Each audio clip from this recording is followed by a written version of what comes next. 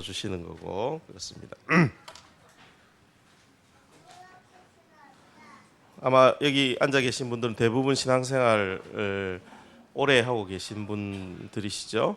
한 20년 내 신앙생활 한 지 한 20년 됐다라고 하는 분 한번 손 들어 보시죠. 예, 예. 많으시네, 진짜 많으시네. 예, 손 내려 주십시오. 네. 근데 신앙생활 한 20년 하셨는데 신앙생활이 뭡니까? 몰라. 보통 신앙생활 한 20년 했다는 거는 결국 교회 한 20년 다녔다는 말이죠. 예. 교회 다니는 것이 신앙생활입니까? 모르겠습니다. 그렇게 이야기할 수도 있고 안 할 수도 있을 것 같습니다. 교회 다니면서 착한 생활하고 윤리적으로 사는 것이 신앙생활일까요? 교회 열심히 다니고 착하게 살고 교회에서 정한 규칙들을 잘 지키고 결국 그렇게 살다가 죽어서 천국 가는 것을 믿는 것, 이것이 신앙생활이라고 생각 많이 합니다. 아니면 신앙생활은 예수님의 이야기를 아는 것일까요? 성경을 많이 아는 것, 매일매일 성경을 읽는 것, 그게 신앙생활일까요? 신앙생활인 것 같은데 목사님이 왜 그걸 의문을 다시지? 성경이 말하는 교리들, 선택교리, 타락의 교리, 이런 교리들을 잘 아는 것이 신앙생활일까요? 예수님 믿는다는 게 뭘까? 이렇게 질문을 받으면 어떻게 대답하시겠습니까? 무엇 때문에 여러분은 예수님을 믿습니까? 대개는 내가 죄인이고 나의 이 극악한 죄에서 구원을 받기 위해서 예수님을 믿는다고 합니다. 구원을 받는다는 것은 도대체 무엇일까요? 우리가 죽으면 천국 가는 것입니다. 죽어서 천국 가기 위해서는 예수님을 믿고 또 예수님을 믿고 나서도 계속해서 착한 일을 해야 합니다. 교회에 출석을 해야 합니다. 성경을 읽어야 합니다. 그래야 천국에 가서 좋은 집에 산대요. 좋은 집에, 천국에도 이게 평수가 따로 있고 또 재료도 따로 있대요. 재료도 금으로 만든 집에 살 수도 있고, 그 다음에 또 뭡니까? 지프로 만든 집에 살 수도 있고,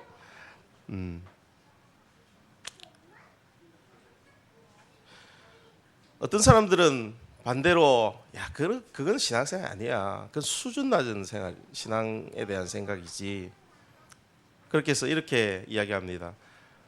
예수 믿는다는 것은 그런 것과는 상관이 없다고 생각합니다. 사실 애시당초 천국은 없는 것이다. 그렇게 생각합니다. 천국이라는 것은 기독교의 원래 주장이랑 별로 상관이 없다. 다만 예수 믿는다는 것은 이 땅에서 어떻게 사느냐의 문제다. 이 땅에서 자유와 정의를 위해서 사는 것이 진짜 신앙생활이다 라고 생각합니다. 이렇게 영적인 경험, 신비, 초월 이런 것은 없어. 단지 우리의 삶만이 있을 뿐이야 라고 그렇게 생각합니다. 사실 예수 안 믿어도 되는 부류의 사람들이죠. 예수가 필요 없습니다. 오늘 우리가 읽었던 성경 8절을 보십시다. 8절에 빌립이 이렇게 질문합니다. 주님, 우리에게 아버지를 보여주십시오. 그러면 좋겠습니다. 주님, 우리에게 아버지를 보여주십시오. 그러면 좋겠습니다. 예수님이 이렇게 대답하십니다. 빌립아, 내가 이렇게 오랫동안 너희와 함께 지냈는데도 너는 나를 알지 못하느냐? 사실 이 질문과 대답은 빌립뿐 아니라 진짜 신앙이 무엇인지, 예수 믿는다는 것이 무엇인지, 하나님을 본다는 것이 무엇인지 감을 잡지 못하는 모든 시대의 사람들에게 예수님께서 하시는 말씀입니다. 내가 이렇게 오랫동안 너희와 함께 지냈는데도 너는 나를 알지 못하느냐? 이렇게 오래 신앙생활을 해도 신앙생활이 무엇인지 모르겠느냐? 그렇게 오래 예수 믿는다고 해도 예수 믿는 것이 무엇인지 모르겠느냐? 그렇게 질문하는 것입니다. 물론 오늘 본문에 나오는 제자들의 경험과 우리들의 경험은 꼭 같아 보이지는 않습니다. 왜냐하면 사실 제자들보다 훨씬 우리들은 그 뒤에 살고 있기 때문에 전체의 맥락을 볼 수 있기 때문입니다. 예수님께서 제자들과 이렇게 지내시다가 또 고난받으시고 죽으시고 부활하시고 승천하시고 성령 오시고 이런 것들을 우린 다 아는 시대에 살고 있기 때문에 제자들보다 훨씬 유리한 단계에 있습니다. 오늘 14장의 바로 앞문맥 13장 33절에서 한번 같이 13장 33절 읽어볼까요? 시작. 어린 자녀들아 아직 잠시 동안은 내가 너희와 함께 있겠다.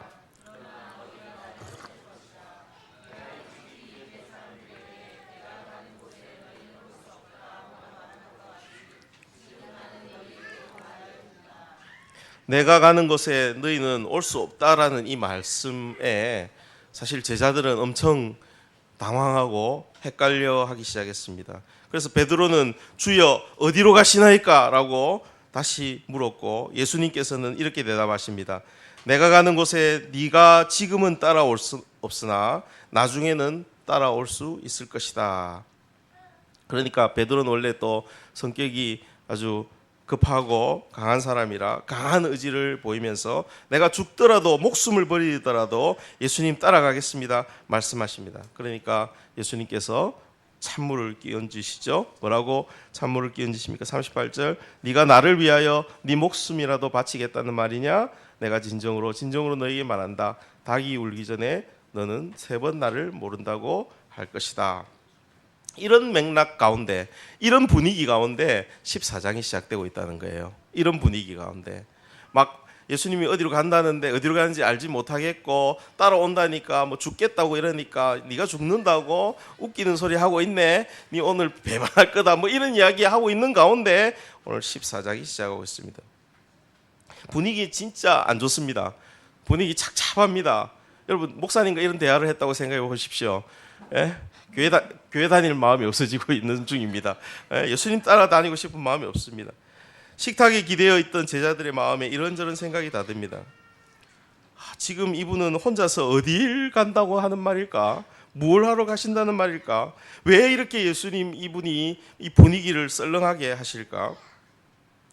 제자들은 예수님께서 하시는 말씀을 하나도 알아먹지 못하고 있습니다. 대신에 그들의 마음속에는 근심도 생기고 불안도 생기고 있습니다. 아까 보여주셨죠? 그 근심스러운 얼굴, 그런 근심스러운 얼굴을 하고 있는 것이죠. 그때 예수님께서 1절에서 이렇게 말씀하십니다. 너희는 마음에 근심하지 말아라.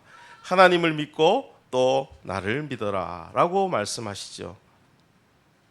그러면서도 2절부터 4절에서 이상한 이야기 하십니다.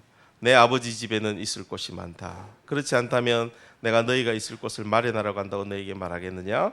나는 너희가 있을 곳을 마련하러 간다. 내가 가서 너희가 있을 곳을 마련하면 다시 와서 너희를 나에게로 데리다가 내가 있는 곳에 너희도 함께 있게 하겠다. 반복되는 말이 뭡니까? 있을 곳에 대한 이야기를 합니다. 개역 성경에는 거처라고 이야기하고 있는데 내가 거처를 예비하러 가신다는 말씀, 그리고 길에 대한 말씀으로 또다시 제자들이 더 헷갈리기 시작한 것 같습니다. 그렇기 때문에 도마가 5절에서 주님, 우리는 주님께서 어디로 가시는지도 모르는데 어떻게 그 길을 알겠습니까? 라고 질문을 합니다. 예수님은 아버지께로 가는 길이 바로 자신이라고 말씀하시므로 그 어디로라는 질문에 대답을 하십니다. 그 어디로라는 그 공간은 다름 아닌 어떤 장소가 아니라 아버지와 자기 자신과의 관계이기 때문입니다. 오늘 설교 잘 못 들으면 잠 엄청 올 겁니다. 잘 들으세요. 오늘 예수님의 말씀도 어렵고 설교도 어렵습니다. 잘 따라오시기 바랍니다. 어디로 가십니까? 이 공간에 대한 질문에 대해서 예수님은 공간에 대한 답을 한 것이 아니라 아버지와 예수님과의 관계로 답을 하십니다. 그래서 7절에서 한번 7절 같이 읽읍시다. 시작. 너희가 나를 알았더라면 내 아버지도 알았을 것이다.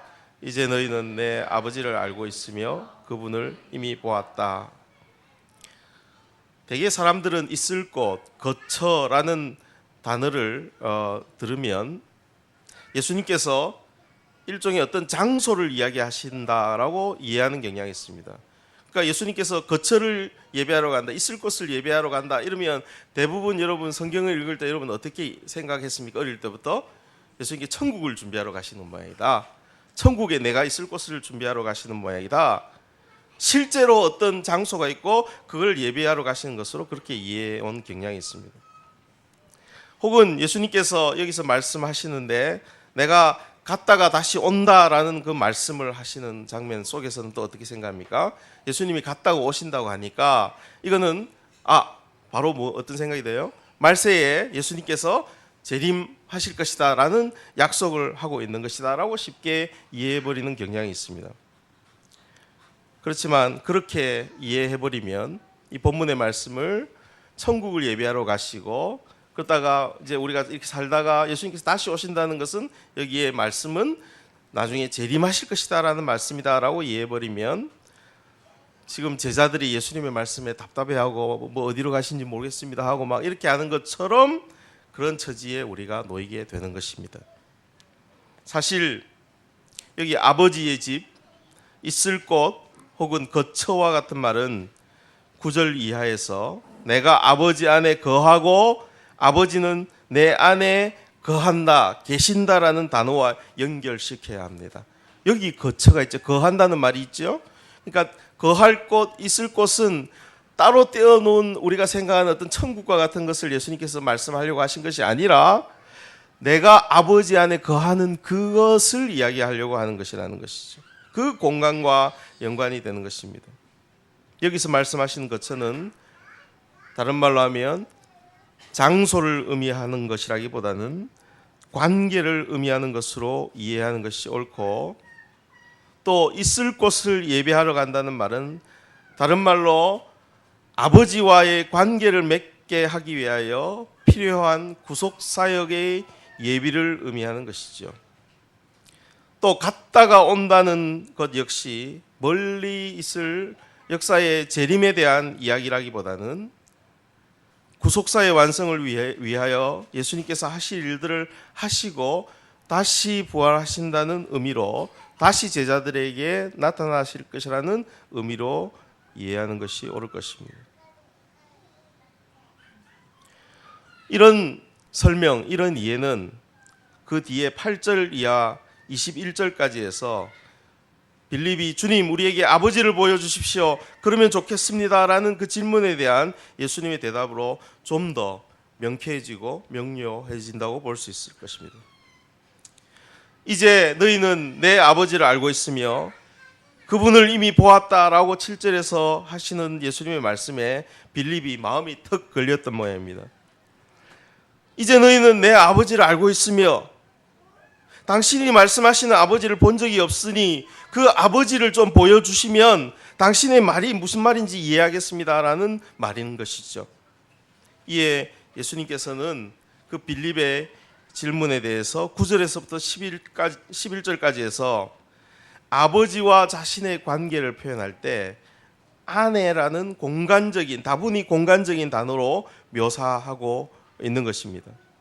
그런데 아까 말씀드린 대로 이 아내라는 이 공간적인 단어는 관계를 의미하는 단어입니다.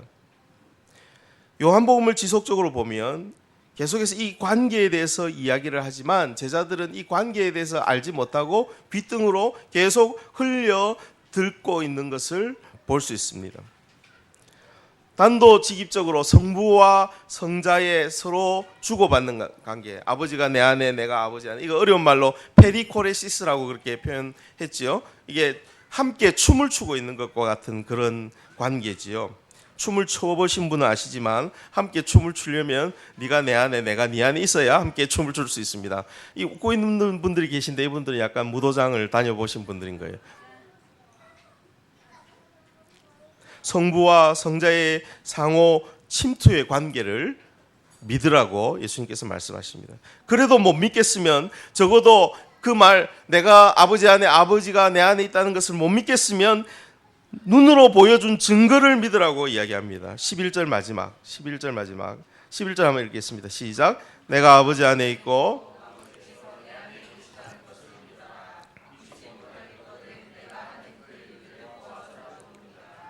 그리고 나서 12절부터 14절까지에서는 이런 믿음을 가진 자가 누리게 될 그 하나님 안에 그 페리코레시스가 어떻게 사람들에게까지 확장되는지에 대한 경험에 대해서 말씀하십니다. 내 이름으로 무엇을 구하든지 내가 행하리라 라고 반복적으로 말씀하시므로 하나님과 그 아들 예수 그리스도의 관계가 어떻게 믿는 자의 간구와 또 그것을 통해서 일어나게 될 큰 일을 통해서 증명될 것인지에 대해서 말씀하시는 것이죠. 그 다음 15절부터 21절에서 우리는 이 관계가 삼위 하나님의 또 다른 위격이신 진리의 성령을 통해서 더 분명해지고 또 이 진리의 성령을 통해서 더 분명해진 이것을 통해서 삼위 하나님 안에 있는 페리코레시스, 서로 안에 있는 이 관계가 더 분명하게 제자들에게도 나타날 것이라고 말씀하십니다. 계명을 지킨다는 말이 나오는데 계명을 지킨다는 것은 단순히 율법을 행하는 것을 의미하는 것이 아니라 이 계명이 이야기될 때는 항상 관계가 게재됩니다. 사랑과 관련된 관계적인 언어가 계명을 지킨다는 것이죠. 너희가 나를 사랑하면 내 계명을 지킬 것이다 라고 말씀하신 예수님은 다시 21절을 보십시오. 거기서 거꾸로 내 계명을 받아서 지키는 사람은 나를 사랑하는 사람이요 라고 말씀하십니다. 그러므로 아버지와 아들과 관계를 누리며 간구할 때 행하시는 그 일들을 통해서 아버지와 아들이 하나인 것을 알고 믿을 수 있을 것이라고 예수님께서 대답하는 것이죠. 아버지를 보여주십시오. 잘 모르겠으면 나를 봐라. 내가 행하는 일을 봐라. 또 나를 통해서 나를 통해서 오게 될 보혜사 성령을 통해서 일어나는 너희들의 삶 속의 역사를 봐라. 그러면 아버지를 볼 수 있는 것이다 라고 대답하시는 것입니다. 더 강력한 것은 아들은 또한 아버지께 구하여서 자신이 이 땅에 없는 동안 또 다른 보혜사, 헬퍼, 컴포터, 애드보케이트라고 표현될 수 있는 이 보혜사를 통해서 믿는 제자들과 영원토록 함께 있게 하는 것을 통해 삼위 하나님 안에, 삼위 하나님의 관계 안에 그 춤추는 관계인 페리코레스 안에 있게 하셔서 아버지를 알 수 있게 하시고 아버지를 볼 수 있도록 하게 하시겠다고 예수님께서 말씀하시는 것입니다. 세상은 이 진리의 영을 받지도 못하고 세상은 예수님을 보지 못하겠지만 페리코레시스 안에 있게 되는 믿는 사람들, 제자들은 살아있는 예수님을, 생명의 예수님을, 생명이 그 안에 있기 때문에, 살아있기 때문에 계속해서 보게 되고 예수님은 그들에게 계속해서 나타나심으로 결국 아버지를 보이게 되는 것입니다. 20절의 말씀, 그날에 너희는 내가 내 아버지 안에 있고 너희가 내 안에 있으며 또 내가 너희 안에 있음을 알게 될 것이다 라고 말씀하신 대로 제자들 또는 믿는 자들이 신앙의 본질, 이 하나님 안에 있는 이 신적인 교제, 상호 침투, 페리코레시스의 실제를 알 때가 온다고 말씀하십니다. 그날에 너희는 내가 내 아버지 안에 있고 너희가 내 안에 있으며 내가 너희 안에 있음을 알게 될 것이다. 결국 그날이 언제입니까? 예수님께서 떠나십니다. 그리고 십자가의 죽음과 부활을 통해서 그리고 성령의 강림을 통해서 이 소위 구속사적인 경륜을 통해서 이 모든 것을 이루겠다고 말씀하시는 것입니다. 이 구속사적인 경륜이 다 이루어지면 제자들은 결국 뭘 알게 됩니까? 아버지가 예수 그리스도 안에, 예수가 그 아버지 안에 있고 성령이 그 안에 계시며 우리는 또 그 안에 있다는 이 놀라운 신적인 신비들을 알게 되었기 때문입니다. 참 우리들도 이 말씀을 잘 이해하기 힘든데 2000년의 제자들은 얼마나 힘들었겠습니까? 이 도대체 무슨 말인지 진짜 모를 말씀을 지금 하시는 거예요. 완전히 선문답인 것이죠. 완전히 선문답. 아마 제자들은 후일에 요한이 이걸 기록했잖아요. 요한은 이제 기록할 때는 이게 무슨 말인지 알고 기록했다는 거예요. 이게 요한이 알고 기록하지 않았다고 생각한다면 아마 이 거할 곳이라든지 다시 온다는 말을 굉장히 미래에 있는 것, 천국, 뭐 재림 이런 걸로 이해하는 것이 옳겠지만, 요한은 예수님의 죽음과 부활과 또 승천과 성령을 보내시는 이 모든 사건들을 경험하고 나서 이제 그때 선문답처럼 하신 예수님의 말씀이 무엇인지를 알게 되었던 것입니다. 신앙은 죽음 뒤에 있는 어떤 삶을 구하는 것이 아닙니다. 신앙이라는 것은 현재 삼위 하나님과의 관계 속에서 기도하고 그 기도의 응답을 받고, 그래서 예수 그리스도께서 이 땅에 하신 일보다 더 큰 일이라도 하나님은 하나님과 예수 그리스도가 영광을 받으시기 위해서 우리가 구하면 행해 주시는 그 사실을 우리의 일상 속에서 경험하는 것이 신앙생활이라는 것이. 영원토록 우리와 함께 하시는, 그래서 영원토록 우리와 함께 하셔서 계속해서 하나님에 대해서 알려주시고 예수 그리스도에서 알려주시는 보혜사와 함께 동행하는 삶이 신앙생활인 것입니다. 하나님이 우리와 함께 하시는, 말씀이 육신이 되어 우리 가운데 거하시는, 말씀이 회막이 되어 우리 속에 거하시는 그것을 지금 여기서 누리며 사는 것이 신앙생활인 것입니다. 소위 페리코레시스를 누리며 사는 것이 신앙생활입니다. 결국 요한복음 14장의 언어로 신앙생활이라는 무엇입니까? 하나님을 보는 것입니다. 어떻게 하면 하나님을 볼 수 있습니까? 예수 그리스도를 통해서 하나님을 볼 수 있습니다. 예수 그리스도는 아버지 안에 거하고 아버지가 그 안에 계신 그 예수 그리스도를 통해서 우리는 하나님을 볼 수 있습니다. 예수 그리스도께서 이 땅에서 행하신 일들을 통해 우리는 예수 그리스도의 주장이 사실인 것을 압니다. 십자가에 죽으시고 죽은 지 사흘 만에 죽은 자 가운데서 부활하셔서 자신이 하나님이 보내신 자이시고 하나님을 이 세상에 보이고 나타낸 자라는 것을 그 부활을 통해서 확증하셨습니다. 우리가 그 말을 못 믿겠으면 그 행한 일을 통하여 증거를 볼 수 있습니다. 그러므로 신앙이란 이 예수 그리스도를 아버지께로 이끄는 길이라는 것을, 예수 그리스도가 진리요 생명이라는 것을 믿는 것이죠. 그 길을, 그 길이신 예수 그리스도를 밟고 걸어가는 것이 신앙인 것입니다. 다른 말로 그 관계로 들어가는 것이 신앙인 것입니다. 그 관계로 들어가도록 하기 위해 예수 그리스도는 아버지께 구하여서 무엇을 보내주셨습니까? 보혜사 성령을 보내주셔서 그 보혜사 성령께서 우리와 영원토록 함께 있게 하셨습니다. 세상은 이 보혜사 성령을 모릅니다. 이 진리의 영을 모릅니다. 이 신비를 알지 못합니다만 우리는 이 성령을 통해 아버지와의 관계의 신비로 이미 들어갔습니다. 하나님의 존재로 들어갔습니다. 페리코레시스 안으로 들어갑니다. 하늘과 땅이 만나는 그곳에 들어가 있습니다. 17절 말씀, 너희는 그를 안다. 그것은 그가 너희와 함께 계시고 또 너희 안에 계실 것이기 때문입니다. 이게 죽어서 그렇게 될 것이란 말이 아닙니다. 우리가 예수를 믿으면 우리 안에 일어나는 사건이 바로 이것입니다. 불안에 떨고 있고 무슨 말인지 모르는 제자들에게 18절에서 나는 너희를 고아처럼 버려두지 아니하고 너희에게 다시 오겠다고 약속하시는 예수님이 말씀하시는 바로 그곳, 거할 곳, 있을 곳, 아버지 집에 거할 곳, 그 장소, 그 예비된 있을 곳, 거처는 다름이 아니라 삼위 하나님과 함께 거하는, 몇 주 전에 제가 말씀드렸던 하나님이 우리와 함께 하시다는 것을 보여주는 구약적인 메타포가 뭐였어요? 성전이죠, 성전.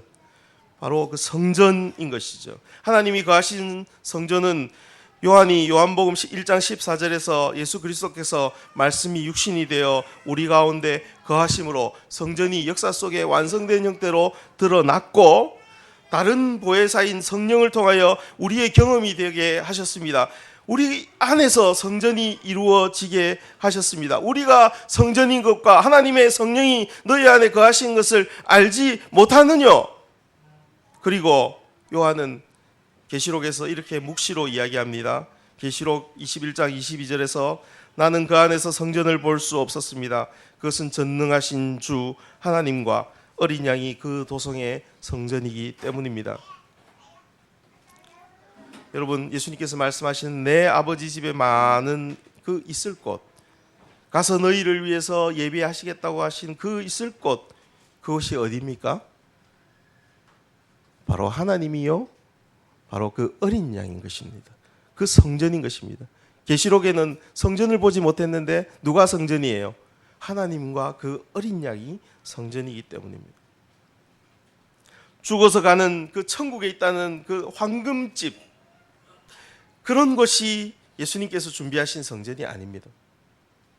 바로 하나님과 어린 양 예수 그리스도 안에 성전이 있습니다. 그 관계 속에 성전이 있는 것입니다. 어떤 의미로 주님, 우리에게 하나님을 보여주십시오. 주님, 아버지를 우리에게 보여주십시오. 이 간구는 지난 수천 년 동안 오랜 그리스도인들의 고민이요 간구입니다. 주님, 하나님 좀 보여주십시오. 그런데 어떻게 하나님을 볼 수 있습니까? 어떻게 아버지를 볼 수 있습니까? 죽어서 천국 가서 우리의 영혼만이 하나님을 볼 수 있습니까? 아니면 아예 우리는 하나님을 볼 수 없다는 말입니까? 예수님 제자들에게 너희는 이렇게 오랫동안 나와 함께 있는데 아직도 하나님을 나에게 보여달라고 하느냐, 그렇게 되물으십니다. 오늘 본문에서 제자들이 알지 못했던 것처럼 어쩌면 우리도 알지 못하고 신앙생활을 한다고 하고 있는지 모르겠습니다. 신앙생활을 하면 그 유익을 우리가 죽어서 얻게 될 어떤 유익으로 생각한다든지, 아니면 신앙생활은 하나님께서 이렇게 살라고 했는데 그렇게 못 살면 하나님께서 내게 벌을 주실까 봐 그 벌이 두려워서 지금 이것도 지키고 저것도 지키고 술 먹으면 안 되고 담배 피면 안 되고 주일날 교회에 빠지면 안 되고 이런 것으로 생각하고 있다든지, 아니면 원래 신앙이란 어떤 신비적인 것도 없고 초월적인 것도 없는 것으로 생각해서 그냥 내 의지로 이 세상을 선하게 살아가는 것으로 잘못 이해하고 있는 것은 아닙니까? 그렇게 되면, 그렇게 신앙을 생각하게 되면, 그렇게 생각하는 사람들은 예수님을 어떻게 생각합니까? 예수님은 우리가 죽어서 천당 가도록 만들어주시는 길과 생명이요 진리라고 생각합니다. 예수님 믿으면 우리는 죽어서 천당 갈 수 있다. 도구로 예수님을 생각합니다. 어떤 사람은 하나님은 심술 맞은 영감탱이라고 생각합니다. 그래서 늘 내가 가는 인생길에 장애물을 놓고 뭔가 이렇게 바리케이트를 치고 율법을 갖다 대고 나를 힘들게 만드는 그런 성격 이상자로 하나님을 생각합니다. 아니면 예수는 우리에게 굳건한 의지를 주시고 우리에게 이상을 품도록 하시는 그 어떤 모범이 되는 인물로 그렇게 생각하고 맙니다. 여러분은 어떻게 예수님을 생각하고 살아오셨습니까? 아무리 오래 신앙생활을 해도 신앙생활이 무엇인지 알지 못할 수 있습니다. 신앙생활은 삼위 하나님과 관계를 맺는 것입니다. 신앙생활은 그 관계 안으로 들어가는 것입니다. 정확히 말하면 하나님께서 우리 안에 거하시는 것이 신앙생활입니다. 그리고 우리가 그 삼위 하나님 안에 거하시는 것이 신앙생활입니다. 하늘과 땅이 우리 안에서 만나는 것이 신앙생활입니다. 우리가 그 하늘과 땅이 만나는 그곳으로 들어가는 것이 신앙생활입니다. 이걸 동방교부 신학자들은 페리코레시스 안에 거하는 것이라고 말했던 것이죠. 이게 신앙생활이 뭔지를 알 때야 기도가 무엇인지 알게 됩니다. 신앙생활이 무엇인지를 정확히 알 때야 계명을 지킨다는 것이 무엇인지, 율법을 지키는 것과 계명이 지키는 것이 어떻게 다른 것인지를 알게 됩니다. 신앙생활이 무엇인지 알아야 하나님 안에서 큰 일을 한다는 것이 무엇인지 알 수 있습니다. 이 모든 것은 기도, 계명을 지키는 것, 하나님 안에서 큰 일을 하는 것, 이거는 하나님과의 관계 속에서 이해해야 합니다. 그 모든 것은 페리코레시스 안으로 들어가는 것입니다.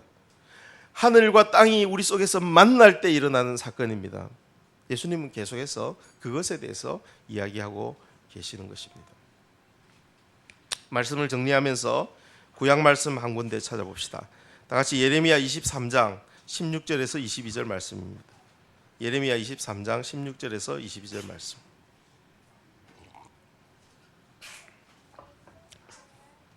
찾으셨습니까? 예레미야 23장 16절에서 22절 말씀. 같이 읽어볼까요? 시작. 나 만군의 주가 말한다. 스스로 예언자라고 하는 자들에게서 예언을 듣지 말아라. 그들은 헛된 말로 너희를 속이고 있다. 그들은 나 주의 입에서 나온 말을 전하는 것이 아니라 자기들의 마음속에서 나온 환상을 말할 뿐이다. 그들은 나 주의 말을 멸시하는 자들에게 말하기를 만사가 형통할 것이다. 주님의 말씀이다 한다. 제 고집대로 살아가는 모든 사람에게도 너에게는 어떠한 재앙도 내리지 않을 것이다 라고 한다.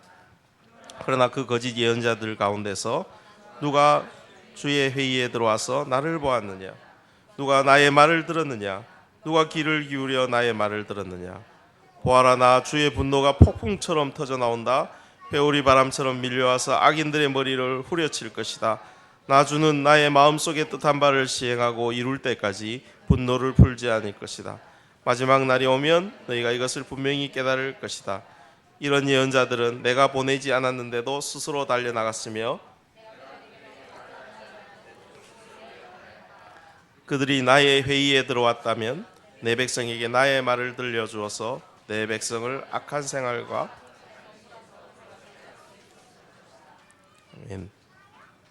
여기 악한 선지자들, 사람들은 악하게 살고 있는데도 너희들 아무 문제가 없을 것이다 라고 평화를 선언하는 거짓 선지자들에 대한 예언입니다.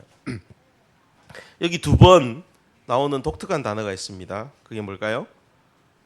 회의라는 단어입니다. 주의 회의라는 단어입니다. 구약 사람들은 여호와라는 말 대신에 여호와라는 언어를 쓸 수 없어서 주라고 그렇게 표현했죠. 아도나이라고 그렇게 표현했는데, 그래서 이걸 개역 성경에서는 주의 회의라고 하지 않고 여호와의 회의라고 그렇게 번역했습니다. 여기 여호와의 회의라는 말이 있습니다. 회의는 혼자 할 수 없습니다. 그죠? 혼자 할 수 있는 회의는 이거죠. 이게 회의고, 이게 회의고, 여기서 말하는 회의는 그게 아니고 누군가 여러 복수의 어떤 존재가 있어서 같이 모여 있는 것을 회의라고 합니다. 그런데 이 여호와의 회의에 참여하지 않고도 말하는 선지자들이 있다는 것입니다. 그들이 누구입니까? 거짓 선지자들입니다. 오늘 우리 시대에도 참된 신앙이 무엇인지 알지 못하면서도 계속해서 설교할 때마다 여러분 잘 될 것입니다. 예수 믿으면 잘 될 것입니다. 이 생에서도 잘 되고 죽으면 천국 갈 것입니다 라고 듣기 좋은 말을 늘어놓는 사람들, 그리고 그 메시지를 좋아하고 쫓아가는 사람들 있습니다. 죽어서 얻게 되는 구원, 여기서 우리가 얻게 되는 행복, 멋진 인생, 이런 것들을 쫓아가는 사람들이 있습니다. 이건 다 여호와의 회의에 참여해 본 일이 없는 거짓 선지자들의 메시지이고 그것을 따라가는 것이라는 것이죠. 신앙이라는 것은 그런 것이 아닙니다. 그냥 주일날 한번 와서 목사님이 우리가 인생 살기도 힘들어 죽겠는데 어려운 설교하지 마시고 좀 우리 위로해 주십시오 하는 사람들 있죠. 좀 알기 쉬운 말로 이야기해주고 좀 소프트하게 말랑말랑하게 내 영혼을 좀 해주시면 좋겠습니다라고 하는 사람들 있지요. 그건 뭐라고 이야기하는 거냐면, 목사님 여호와의 회의에 참여하지 말고 이야기 좀 해주십시오라고 이야기하는 것 똑같습니다. 신앙은 여호와의 회의 속에 들어가는 것입니다. 영어로 어떻게 되어 있습니까? The Council of the Lord. 이 카운슬이라는 위원회에 들어가려면 여기 카운슬과 똑같은 말, 이 어근이 되는 리컨실리에이션이 필요합니다. 다시 그 카운슬 안에 들어가는 것이 필요하다는 거예요. 리컨실리에이션이 뭡니까? 화해, 화목이 필요한 것입니다. 그러니까 이게 카운슬이 유지되려면 그 안에 어떤 관계의 정리가 필요한 것이죠, 늘. 그죠? 회의가 되려면 관계가 정리가 되어야 되는 것처럼 리컨실리에이션이 필요합니다. 우리가 여호와의 회의에 들어가려면 리컨실리에이션이 필요합니다. 화해가 필요합니다. 누구와 화해가 필요합니까? 그 회의에 참여하신 인격들과 화해가 필요한데 그게 그 회의에 누가 참여하게 했어요? 여호와의 회의니까 성삼위 하나님이 계시는 것이죠. 그 성삼위 하나님과의 화해에 대한 이야기가 고린도후서 5장 18절에 있습니다. 고린도후서 5장 18절, 이 모든 것은 하나님에게서 났습니다. 하나님께서는 그리스도를 내세우셔서 우리를 자기와 화해하게 하시고 또 우리에게 화해의 직분을 맡겨 주셨습니다. 우리가 어떻게 여호와의 회의에 참여하게 되었습니까? 그리스도께서 화해의 직분을 통하여 우리를 누구와 화해하게 하셨어요? 하나님과 화해하게 하심으로 우리가 어디에 들어갈 수 있게 되었습니까? 여호와의 회의에 들어갈 수 있는 자가 되었습니다.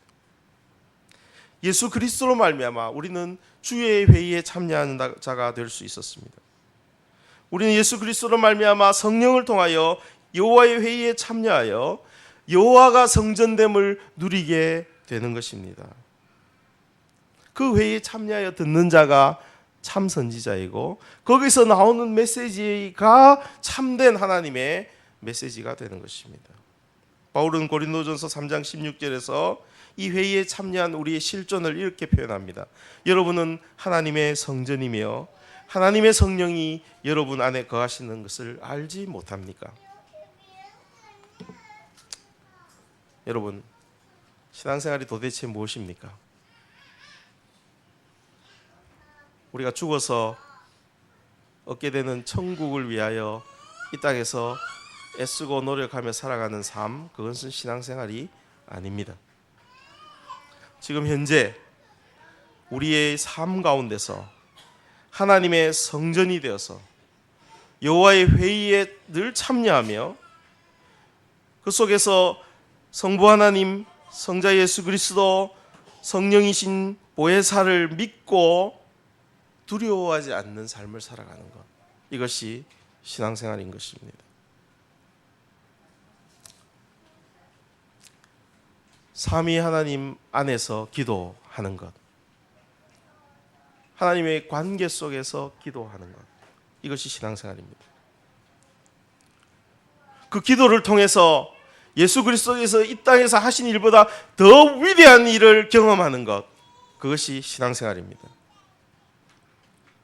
그 관계 속에서 거하면서 사랑 가운데 하나님이 우리에게 주신 계명을 지키며 사는 것, 삼위 하나님을 사랑하여 살아가는 삶, 그것이 신앙생활인 것입니다. 오늘 요한복음 14장 말씀을 통하여서 우리 모두 삼위 하나님과 관계 누리며 사는 삶을 신앙생활로 상정하며 살아가십시다. 우리가 성전이 되어 사는 삶을 추구하십시다. 예레미야의 표현대로 날마다 여호와의 회의에 참여하여 사는 삶을 살아가십시다. 이것이 신앙생활입니다.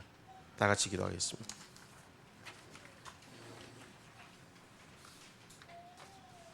오늘 말씀을 생각하면서 우리 기도하겠습니다.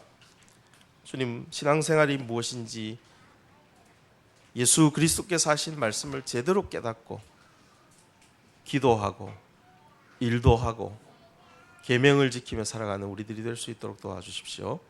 기도하겠습니다. 다 같이 기도하겠습니다. 하나님 아버지,